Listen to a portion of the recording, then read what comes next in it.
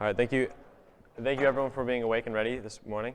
We are going to jump into the third talk of the day, but as always, I'd like to begin in prayer. In the name of the Father, and of the Son, and of the Holy Spirit. Amen. Come, Holy Spirit. Lord Jesus, guide us to your heart. Lord, we give you thanks and praise for breakfast this morning, for those that prepared it, and for how it nourished us and filled us. We give you thanks for the words that Evan spoke on the rosary and how the Blessed Mother is surrounding us, praying for us, protecting us. We give you thanks for the words that you gave to Allison as she shared how we can enter into deeper relationship through journaling, through sharing our words with you, Jesus. And it's this time now, as we enter into the progression of the retreat, we ask for the protection of the Holy Spirit and the guidance of the Holy Spirit as we pray. All glory be to the Father, and to the Son, and to the Holy Spirit, as it was in the beginning, is now, and ever shall be, world without end. Amen. In the name of the Father, Son, Holy Spirit. Okay, so my talk is on Ignatian Contemplation. It's kind of a mouthful. I will do my best to share what it is. I'm by no means a theologian or expert or philosopher, but the Lord has placed this talk on my heart as we're sitting in our student ministry team meetings. Just this idea, my spiritual director really loves St. Ignatius and Ignatian spirituality, so he has shared many different methods of prayer with me, and this is one of them. So, before I even get into that, have you ever been told a story before, and the story captivated you, or the story, by people telling you the story? If you can think for a minute of a time when you were captivated and transformed, you were listening to the person, but you eventually, your mind drifted into this place and you created a story in your mind. If that has ever happened to you, you probably, at least I know when I think of a story or someone's explaining something to me, that's something that happened personally to them, whether that be a great vacation that they had, or whether that be a great conference experience, or whether that be some crazy episode in class that may have happened, or whatever. You kind of recreate the scene in your mind. You think about the setting. You think about where you are. You think about who you're there with. You think about, if I'm in class, let's say I'm sharing a story that my professor said this today, and I'm sharing a story with, let's say, Evan. If I'm sharing that, I think about, I'm with my classmates. I'm with my professor, the people that I'm with in the classroom, so that you're physically there. You're sharing who you're with, so you see those people. You also, obviously, when you're sharing the story, the people, when you're listening to the story, you hear. You can hear what they're saying. You can recognize that if your professor said this joke, or if your professor said something that pertains to the midterm that you have next week, you think about the words that he said and how they're applicable to the story. You also think about who is there, what you see, and also kind of when it occurred as well, the event. If I'm telling a story to my friend, I think about the story that happened last week or whatnot. So you kind of think about the when as well. So who's there with you, what's happening, when, and where. And through that whole process of you sharing a story with someone, you are kind of, captivated into the emotions of the story as well. As I shared my story about my friend Jacob last week, as I read through that, I was even kind of captivated by my own emotions, because the rush of emotions from what I felt being in friendship with Jacob kind of flooded back into me. So the entering into your imagination, entering into using your imagination to recreate stories is somewhat what Ignatian Contemplation is. So Ignatian Contemplation, to better understand it, I think it's also wise to understand what the word meditation means, because during prayer, we always kind of can throw around meditation and contemplation, which this book is called Meditation and Contemplation. So as those two words are thrown around, it's like in our contemporary world, we know what we think we know what the words mean. But for Ignatian Contemplation, which comes from Saint Ignatius of Loyola, that's why it's called Ignatian Contemplation, he defines the two terms in two different manners. Meditation is, I think, pretty similar to what most of us probably think, but contemplation, he defines it a little bit differently. Page 27. So St. Ignatius of Loyola defines meditation as such loving reflection on revealed truth, the reflective process by which we enter the richness of God's Word and hear that Word as spoken personally to us today.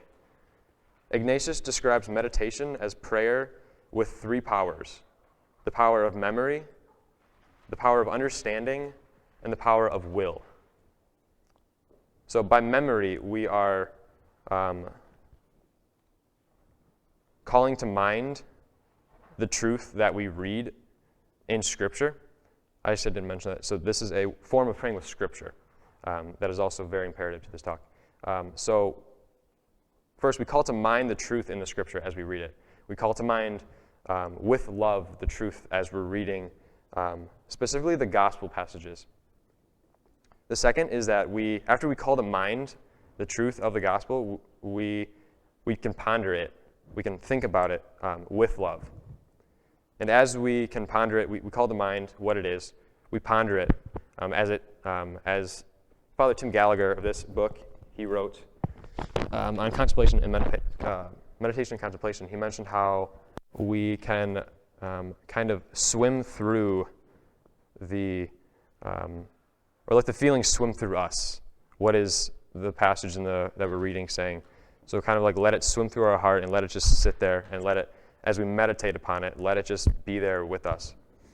So we call it to mind, we ponder it, and then we embrace it. We embrace it with love and desire that we want to receive it so that our heart may be full. That is how St. Ignatius defines meditation. So for contemplation, St. Ignatius defines contemplation as, page 36. Contemplation is such imaginative participation in a gospel event. The loving imaginative process by which we enter God's Word and hear that Word as spoken personally to us today. So those are very similar, I think, aspects of prayer. The difference is the contemplation is the imaginative process, which is also the way that Christ, in the parable of the sower, how he mentions how we can pray is through meditation or through contemplation.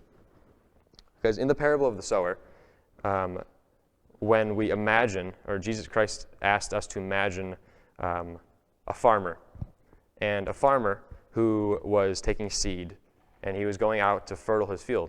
So he took some seed, and he threw it on a path. And then he took some other seed, and he threw it on rocky ground. And he took some more seed, and he threw it on thorny ground. And he took the final amount of seed, and he threw it on good soil. So as Jesus in Gospel of Matthew chapter 13, as he mentioned this story to the apostles, he allowed them to enter into imagining and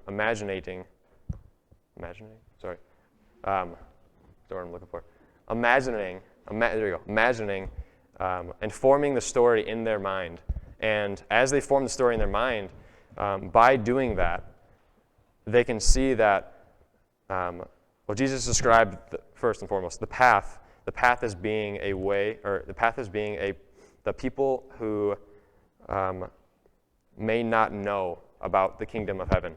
They may not know about the glory that God has for them. And then the rocky ground is also the second path. And the rocky ground is those who receive the word of God, but there's no foundation. So they receive it with joy and zeal, but there's no foundation to build upon. The thorny ground is those who receive the word of God with zeal, with love, with desire, but the thorns of the world, the anxieties of the world quickly crush it out, and the thorns just get rid of the growth. And then Jesus mentioned the good soil. When the seed enters the good soil, the soil is fruitful and grows many plants. So as I just shared that, Jesus, though, in the Gospels, he mentioned and he shared that with, like I said, the apostles who he called them into deep imaginative prayer, imagining just the whole scene, all the different paths, and the birds who come and eat the soil from the path, or eat the seeds from the path. And as you imagine it, you can think through and pray through who is there with you on the path. What do you see? What do you smell? So using our imagination.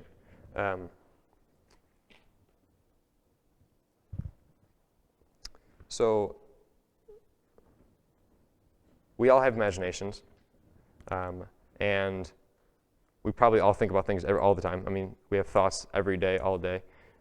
So as we probably imagine things all the time, like our futures, like just imagining what our future may be like, or imagining what this experience might be like. Not this experience, but what any experience that you might be thinking of. So as you use your imaginations every day. And this is a way that Jesus has asked us as well in Ignatian Contemplation, is using our imaginations for prayer and for the greater glory of God. So Ignatian Contemplation. Father Paul went on a 30-day silent retreat, Ignatius retreat, in seminary, and there could be a 30-day retreat on this, but I think the best method for practicing this prayer is doing it and asking the Lord with humility and honesty for the grace and perseverance to use our imaginations for His glory. Because as well as during this prayer as well, I mentioned that we can enter into the scene and we can see the persons in the scene, we can hear them, and we can observe their actions. But in those as well, as we see them, hear them, and observe them, that is also the struggle that I kind of struggled with, was thinking about, like, am I just making those up myself? Am I just making up the scene? Am I just thinking about what the scene is, and I'm just kind of like, it's my own imagination, which to some degree it is my own imagination, but the Lord uses that to draw us nearer to Him. So through that, through entering into the scene through our imaginations, we are drawn to the Lord in a certain way that He is calling us to be closer to Him. And in this is a really good book. I must very recommend. I do recommend very much. Last week is just similar to Evan. As a group of us went to Detroit last week, a few seminarians at Sacred Heart recommended this book, and Meditation and Contemplation, an Ignatian Guide to Praying with Scripture.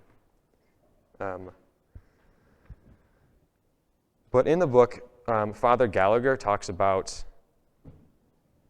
how powerful and true this form of prayer is, because he mentions how one woman, I believe her name was Catherine, actually, how Catherine was reading through the crucifixion of our Lord. And as she was reading through it, she first entered into it with humble obedience to the Lord and asking him to do with the time of prayer that he wills. And as she was reading through the Passion of our Lord, she kept feeling drawn to just sitting there with Jesus at the foot of his cross and just being with him and sitting with him during his time of suffering. And as she just imagined Christ on the cross, she was able to just be there and sit there. She said it felt like hours, and she just was there present. And after she left her time of prayer, she didn't quite realize or understand why she was just sitting there and why Jesus just had her be with her. But it wasn't until she reflected and through her prayer that she realized the great suffering that she was facing in her life at that present moment in time. It was the Lord sharing with her how he was with her in her suffering and how he wants to be with her in her suffering. And so Jesus invited her into his suffering. So as she imagined the scene, she could hear Jesus crying from the cross, and she could feel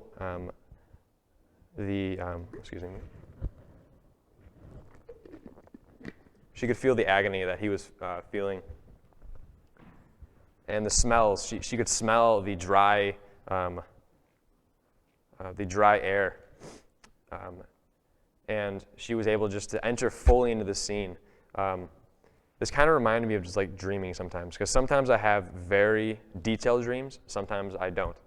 And the very detailed dreams, I don't know if any of you have had, like, you wake up and you're like, you think for a minute, am I still dreaming? Like, you kind of have that, like, what is, like, reality, or what is the dream, and what is reality? But so too with Catherine in this reflection is that she was so deeply drawn into prayer that she was fully there presently with Jesus. And also when you experience something like Catherine did when she prayed through the Passion of our Lord, she remembered it in detail. And so too with us, is that when we enter into deeper prayer or Ignatian Contemplation, if we ask the Lord for the grace to pray through scriptures this way, we have the opportunity to experience it, the living experience. And in that, we remember it. For example, like our college experiences in college, in our classes, and with our friends at this retreat, we're experiencing this time together. So we are able to remember this time. We may not remember every detail of this weekend, but we are able to think about this experience that we've had.